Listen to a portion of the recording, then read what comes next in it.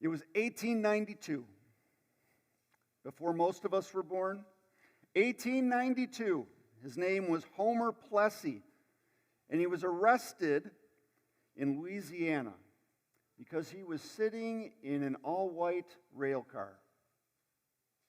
And for us today, we go, yeah, big deal, but Homer Plessy was 1/8 black, which means one of his great-grandparents was black, but that was enough to get you arrested and to exclude you from that rail car. And the Supreme Court ruled 7-1 against Homer Plessy, saying that it was right. He was breaking the law in Louisiana. They had set up white rail cars and black rail cars, and you needed to go to your place, and people were separate but equal. And that was the law of the land. And the Supreme Court's decision that day set a direction of Jim Crow laws for the next 65, 70 years.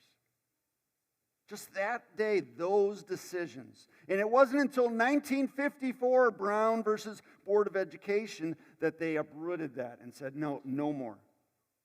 That was a bad decision back in 1892, and we need to get that done.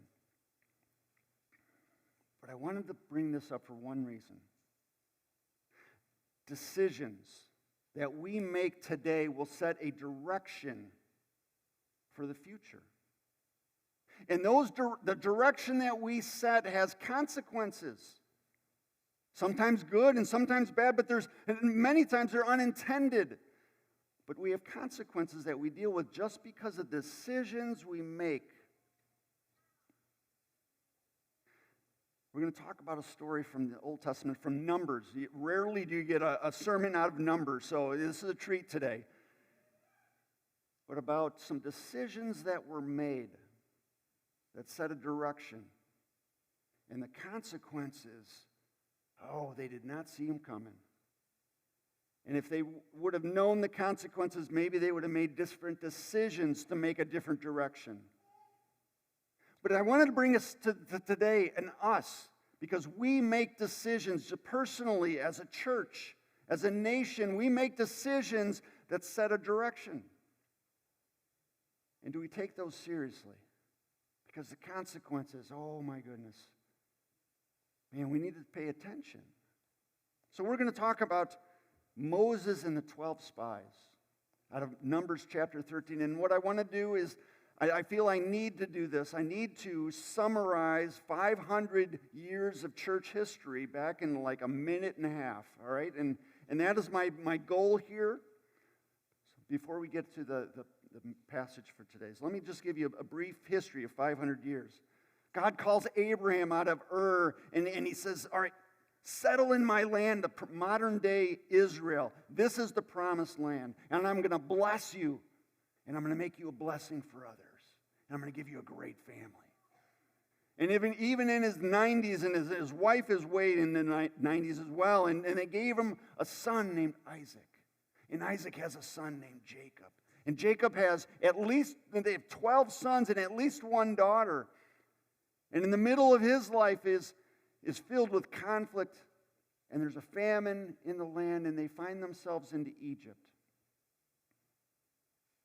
And in Egypt, his son, who was sold into slavery, provides a way that many people, especially God's people, can be safe during this famine. And after the famine, there was people that didn't know Joseph, didn't know Jacob, all this God's people, and they made them slaves. And God said, this isn't right.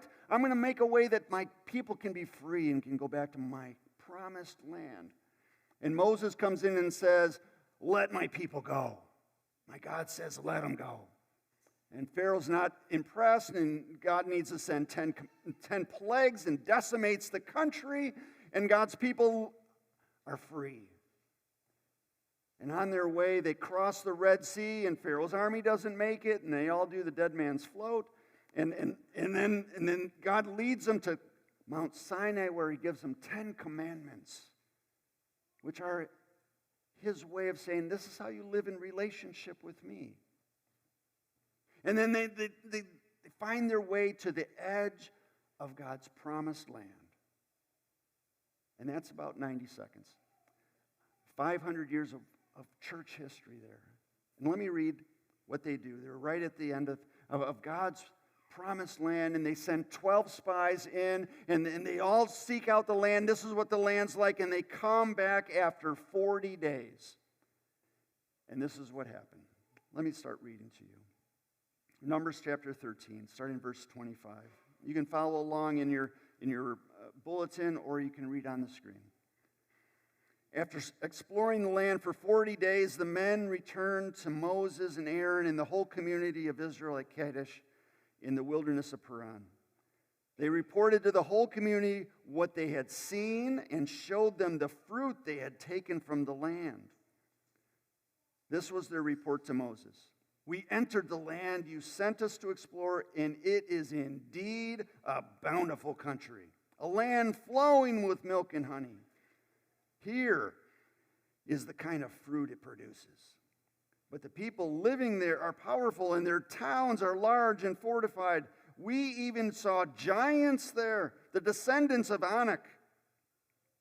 The Amalekites live in the Negev, and the Hittites and the Jebusites and the Amorites live in the hill country, and the Canaanites live along the coast in the Mediterranean Sea and along the Jordan Valley. But Caleb tried to quiet the people as they stood before Moses. Let's go at once to take the land, he said. We can certainly conquer it. But the other men who had explored the land with him disagreed. We can't go up against them. They're stronger than we are. So they spread this bad report about the land among the Israelites. The land we traveled through and explored will devour anyone who goes to live there. All the people we saw were huge. We even saw giants there, the descendants of Anak. Next to them, we felt like grasshoppers. And that's what they thought too. Let's talk about the battle for reality here. The battle for reality. Because you heard it, right? You heard there were two reports that came back. 12 men, they went out and explored the land, and there was a majority report and a minority report. They both agreed on two things. Oh, this is a great land. I told you that they brought back fruit. Imagine this. The report says that two men had to carry a cluster of grapes. I don't know what kind of grapevine that is, but imagine two people have to carry it. That's how the people, I'm going, man, where does this come from? It's a beautiful land, bountiful, things grow there. And they also agreed that there were people living there that were not kind. They weren't going to be friendly to them. They agreed on this part. And then there was a majority and a minority report. The same situation, just different realities. The majority report comes back and says, we're scared. There's huge giants living there. There's no way we can win. That's my wimpy voice sound. That's not my normal voice. But then there was a minority report. There was two spies, Jacob and Caleb, and they come back and say, hey, we can do this. Let's go and take them right now. God is with us, and there is nothing we can't do when we go with our God. Vastly different sets of reality. Looking at the same situation from two different standpoints. And what happened here was that the battle for reality was lost because they were afraid. They was lost because of their fear. There's a lot of years ago, there was a coach for the University of Notre Dame University of their football team.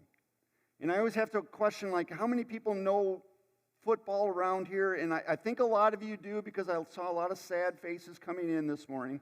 So I figured that a lot of people know football here. Newt Rockne was the coach of Notre Dame.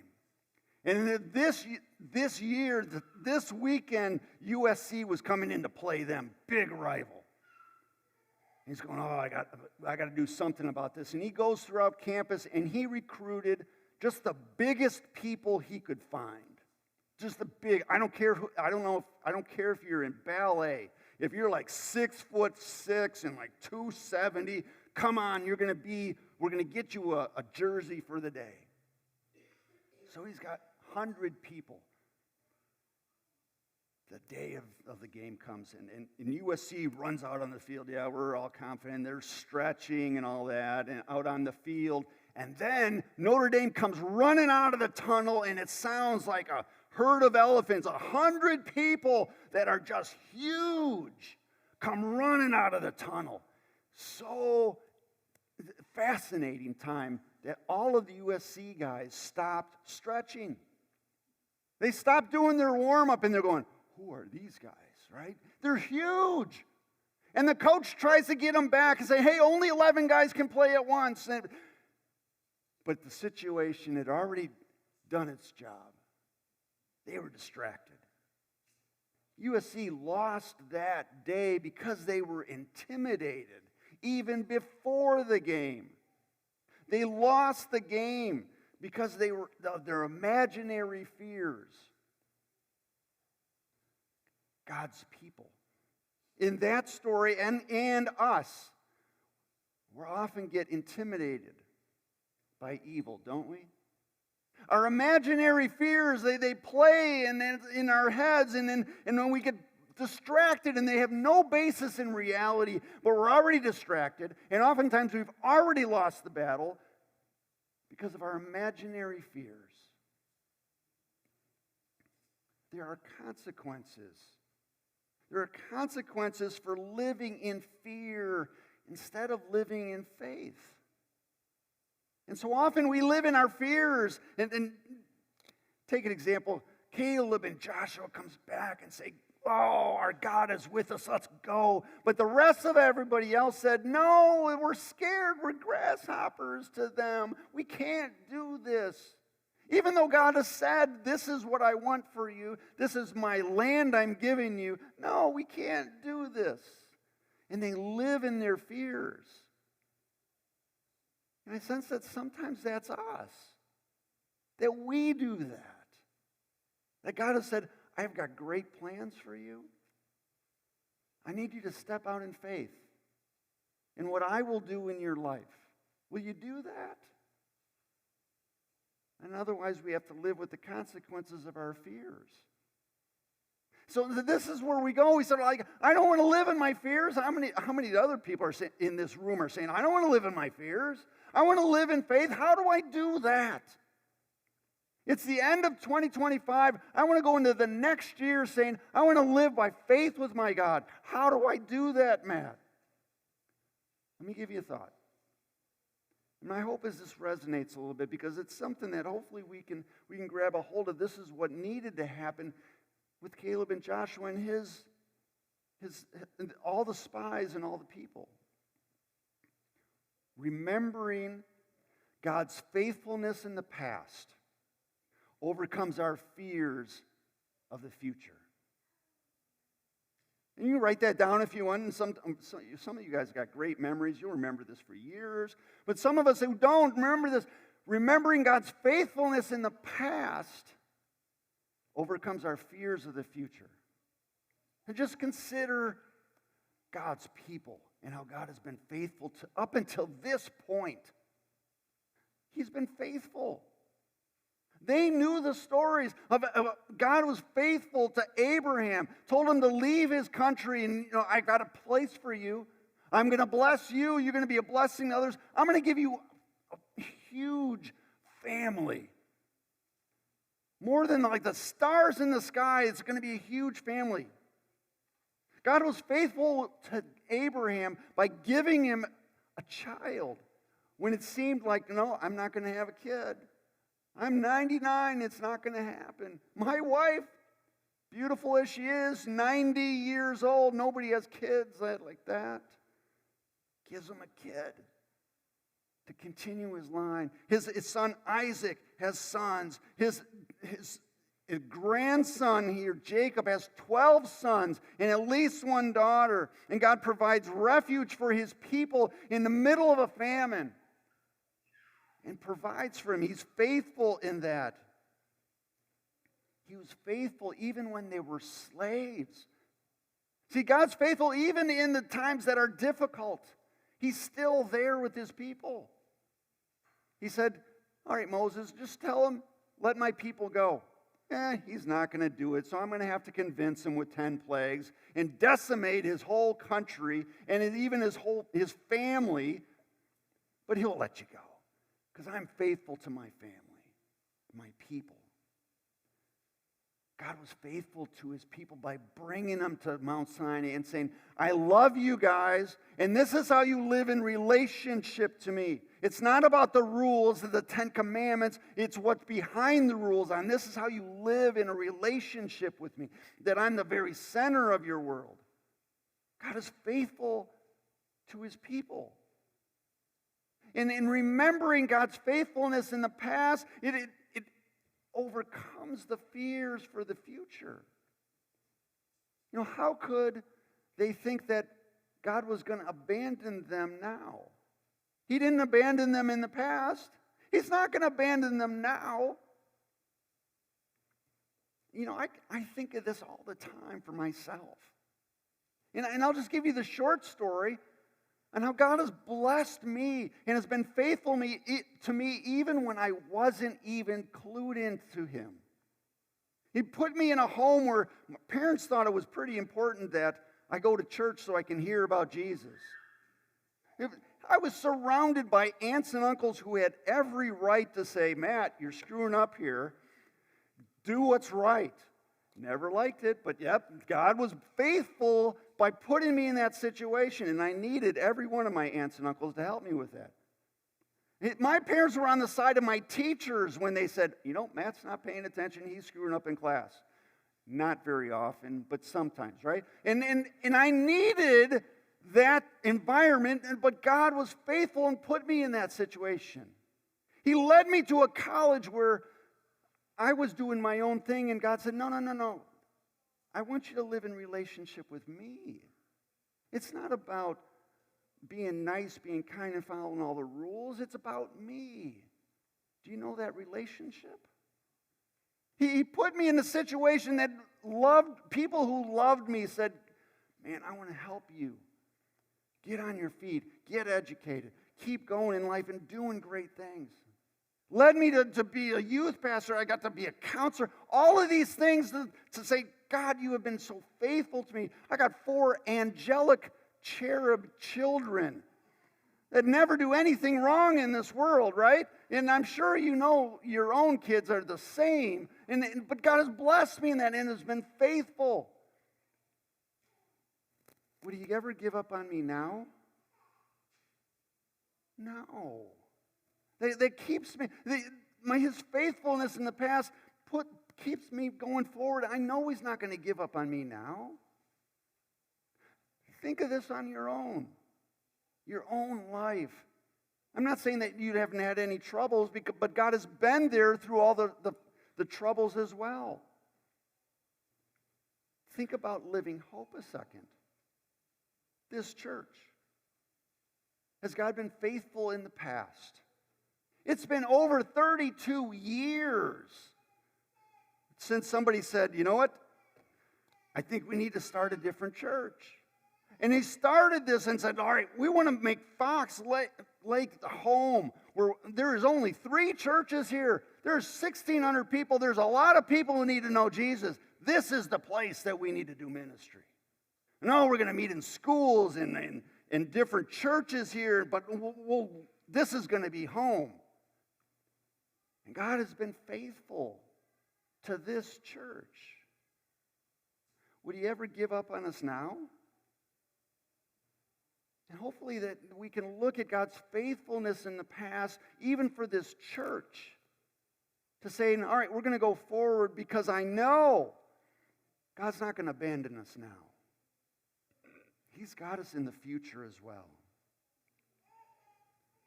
You know, I sometimes feel that Living Hope is like at the edge of the promised land. That we got some decisions to make that are going to set a direction going forward. And there'll be consequences on whichever way we make those directions. But we need to make some decisions. I'm not saying earth-shattering. Oh, Matt comes and all these decisions. I'm not saying that. I'm just saying that we need to get to saying, all right, what are we doing here as a church for Fox Lake and this area? Because there's a lot of people who need to know Jesus. There's a lot of people that you know personally that don't know Jesus. What are we doing about that? How are we setting things up to make disciples here? Our leadership retreat this year was like, all right, we are disciples, and what do? We make disciples. How are we doing that? We need to make some decisions to set that direction. After 40 years, Moses dies. And Joshua takes over. See, the consequences for saying, no, God, we're like grasshoppers here. We can't go into the land. God said, no, the consequence is everybody over the age of 21 who is not named Caleb or Joshua is going to die in the desert. 40 years later, they come around back to the edge of the promised land again. And this time they know this is what it means to live in relationship with God. This is how God has been faithful in the past. And here's the difference. If you read this, this comes up in Joshua. How many spies did they send out the second time? They only needed 2. They only sent out 2 spies to say, all right, we just needed a little bit because we know we're going with God and He's going to take care of this. And they checked that out, got it. And they said, this is going to be an adventure with God. It's going to be an adventure of faith with our God going forward. That's the decision we're making here today, and that's the direction we're going. And the consequence is that God cleared the land. Victory, except for Ai, which was a whole new story, and we can talk about that some other time. Victory after victory, saying, this is my land I have for my people. And my people that are saying, I'm living with adventure with my God. Boy, there were some great consequences of following after him. But let me read to you a little bit about Caleb. One of the spies, the first times, 40 years later, he's now 85, and there's always people in the Bible who say, man, I want to talk with him sometime in heaven. I just want to talk with him. But let me tell you about Caleb here. It's recorded in Joshua chapter 14. It says this, today I'm 85 years old. This is 5 years after they cleared out the land, right? And it's not totally cleared out yet, but he's there. He's saying, all right, I'm 85 years old. I am as strong now as I was when Moses sent me on that journey, and I can still travel and fight as well as I could then. I don't know if that's exactly true or was it what he thought, because I think I'm as young as I was in my 20s and as strong, but I'm not. But in my head, in my heart, I am. And in my head and my heart with God, I am as well. And I'm sure that that's where he was. I'm 85 years old. I'm ready to go. So give me the hill country. The hill country that God promised me. You'll remember that as scouts, we found the descendants of Anak living there in great walled towns. But if the Lord is with me, I will drive them out of the land just as the Lord said. Life is a faith adventure with God. Knowing that He's been faithful in the past, He's not going to give up in the future. I am walking there. I am making the decision to live with Him and go wherever He's called and do whatever He's asked me to do. Are you ready to be amazed by what God will do with the giants in your life? When you make that decision, I'm going forward with my God, whatever He asks me to do, wherever He sends me. Have you heard that? Can you resonate with that? Are you ready? Even in the scary things, we don't fear the giants because our God is with us. Man, I want to be like Joshua. I want to be like Caleb. That's what I want to do. I want to have that heart inside me. And when Satan wants to keep us on the wrong side of the Jordan, no, you can't go into the land God promised you. And you can't go where God has called you to go. To say, no, I'm going with my God. And I want to put all my fears aside. The things that are scary that God has called you to do. Because some things God asks you to do are kind of scary. And in faith say, it's time to go forward and to do the things that God has called me to do. Are you ready to do that? You know, next year, that's my hope for us here at Living Hope. That it's like, man, we are going where God has called us to go. Doing the things that He has called us to do. It's all hands on deck. And I want you to know this one. Caleb and Joshua made that decision before they walked into the land. They had made the decision, I'm going wherever God calls me to go. I'm going to do whatever He's called me to do, as scary as it is. I'm going to do that. And it's up for us to make the decision ahead of time. Whatever God calls me to do, I need to take a breath because it's scary sometimes. It might even include getting out of my comfort zone, which is very large. I'm ready to do that. But I need to make that decision ahead of time so that it sets that direction in life, that every day is a life adventure with my God. Can we get there? There was a mom who was planning a surprise birthday party for her son. A surprise birthday party. Some people like those. Please do not ever plan one for me, all right? That's just not for me. But she was all excited, young boy. Oh, he'll love it, presents, it would be great. And the boy was up in his room, and all the kids were coming in. They were in the room, the living room, and they're making rustling noises, so something's going on downstairs. And the boy lived in this house where he could crawl out his window and down the roof, and he could go wherever he wanted to go. So, and that's what he did. He got out of his window, and he went, and he just went and played for the rest of the day. Came home at dinner time, and his mom goes, "Hey, didn't you hear me calling for you? I was calling all over. Like, we had great plans, and your friends were here. We stayed, and we had cake. It was great, thank you. But you weren't here. Didn't you hear?" He goes, "No, I heard you calling me, but I thought you wanted me to do chores. So I went and played the rest of the day." Man, we're not called to do chores. God has called us to great things. Even the little things are great things. And the consequences of setting our decisions now to make a direction in the future that, God, I'm going to go where you asked me to go and do what you asked me to do is great consequences. Man, there is no better joy. I want to say this as clear as I can.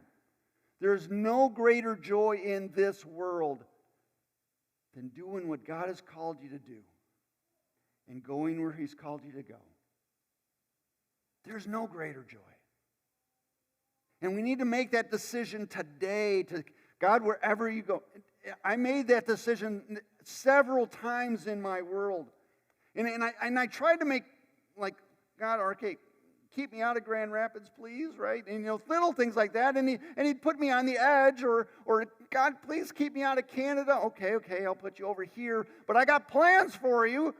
And He's got the same for you. To say, I got plans for you this next year. Are you ready even now? Can you make that decision that, yes, I will do what He's called me to do? If He impresses something on my heart, Matt, go do this. I've already made the decision I need to go. Can you do that?